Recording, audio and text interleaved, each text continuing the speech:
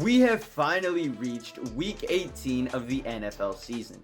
The playoffs are right around the corner, and I think it's fair to say we know who the best teams in the NFL are. In fact, I'm pretty sure we know the Super Bowl favorite in the NFL currently, and that has to be the Baltimore Ravens, who currently sit atop of a stacked AFC conference. If we're being honest, the AFC has a lot more talented teams than the NFC currently, and at the very top of it, we got the Baltimore Ravens at 13-3. In fact, they are so dominant that they've already clinched a first-round bye, and there's still a week of football to be played. And the two teams that are right behind them, I'm talking the Cleveland Browns and the Miami Dolphins, two great teams by the way. Yeah, the Baltimore Ravens have already taken care of both of those teams in the regular season. I don't see a single team who can even come close to threatening this Ravens squad. Now, how did they even get a 13-3 record in the first place? Well, it wasn't because their schedule was easy. By no means is that true. Because they play in the AFC North, they are guaranteed 2 matchups a year versus the Steelers, the Browns, the Bengals, all of whom happen to be really good teams this year. Now, besides their divisional opponents, yeah, that's right, 6 good matchups a year, especially this season, the Ravens have also had to go up against some of the top teams in the NFC. I'm talking the 49ers, who currently have the second best record in the NFL. Yeah, not only did the Ravens beat them, they absolutely clobbered them, okay? After Lamar Jackson started off the game with a safety because the referee decided to trip him, everything kind of started to turn around.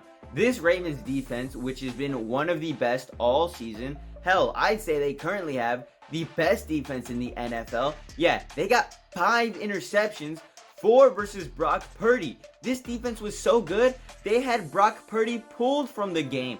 This was what, a Monday night game on prime time, and Brock Purdy throws 4 interceptions?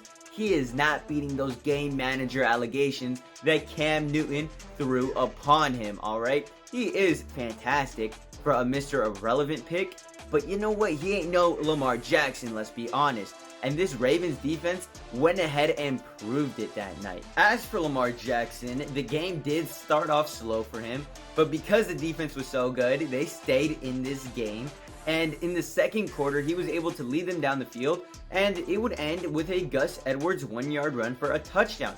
All of a sudden, they've got a 10-5 lead. And after that 10-5 lead, they would not let go of it. Hell, things got really explosive after halftime in the third quarter when Lamar Jackson was able to throw for 2 touchdowns. One to Nelson Aguilar, yes, that guy's still in the NFL, the other to Zay Flowers. And after those 2 touchdowns, this game was blown wide open and it was officially over after that.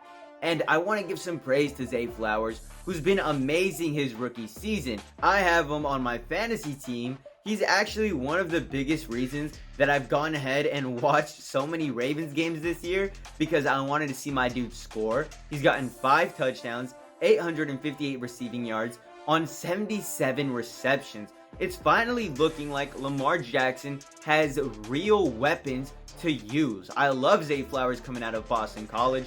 I wished my Chicago Bears drafted him, but you know what? We got DJ Moore, so there's a win there. Anyway, like I said, Zay Flowers, a real elite tool Lamar Jackson's able to use. Also, the addition of Odell Beckham Jr. in the offseason has really seemed to work for this Ravens squad.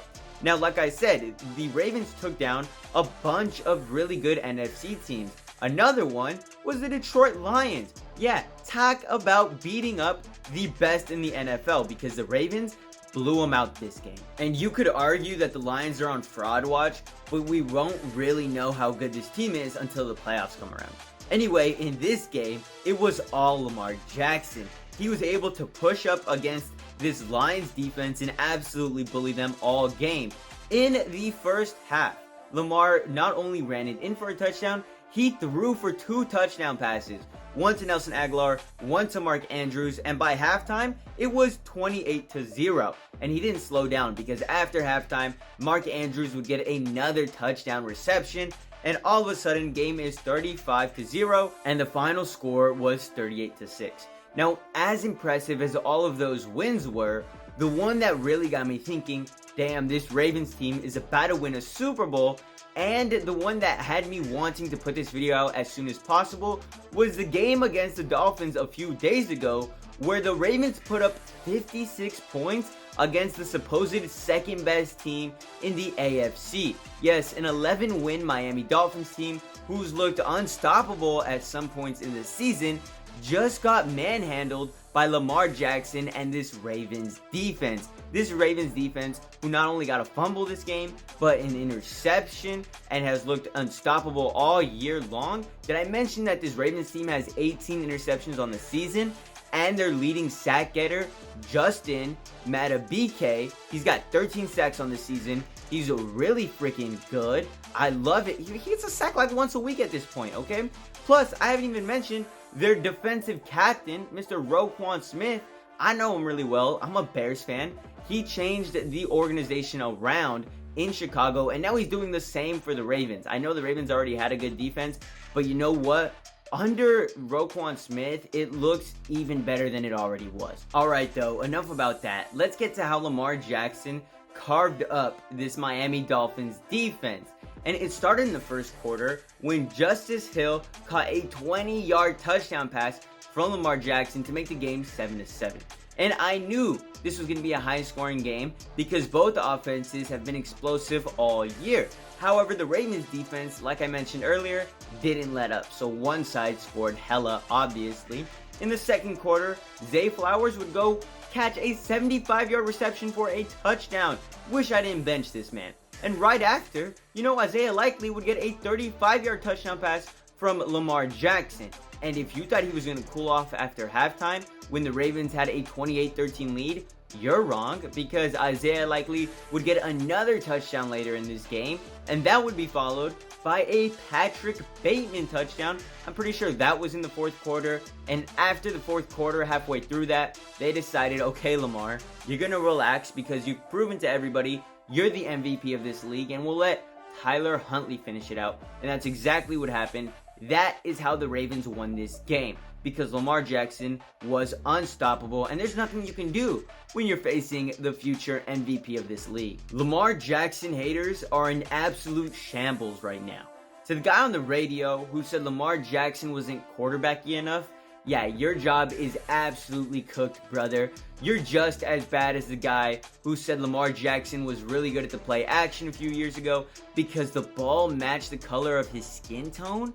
The criticism that Lamar Jackson has had to face his entire career is ridiculous. He's about to be a two-time MVP and possibly Super Bowl champion if all goes right this upcoming weeks, It's just because he doesn't play the quarterback the same way your grandfather did does not mean he isn't the best quarterback, alright?